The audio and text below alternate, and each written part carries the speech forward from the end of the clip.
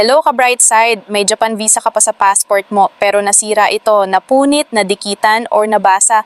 Pwede ka pa bang bumiyahe gamit yung visa na yon? Sagutin natin yan. O, una sa lahat, yes, kukunin ng DFA ang sira mong passport kapag nagpa-replace ka. Kahit pa may active Japan visa pa ito. Bakit? Kasi ayon sa DFA, lahat ng mutilated passports ay considered cancelled na pag na-replace na sila. At dahil sira na ito, hindi na ito ibinabalik. So, anong pwede mong gawin? Bago mo i-surrender yung passport, i-scan o i-photocopy mo muna ang bio page at visa page in full color. Sabihin mo rin sa DFA staff na may visa ka at kung pwede mong kopyahin ito in their presence.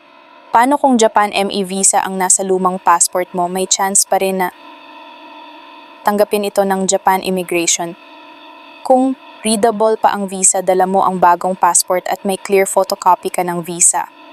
Pero, ito'y case-to-case basis pa rin. May airline na pwedeng tumanggi at may immigration officer na magre-require ng bagong visa. Kaya kung short trip ka pa Japan, option A, mag-apply ka na lang ng bagong visa.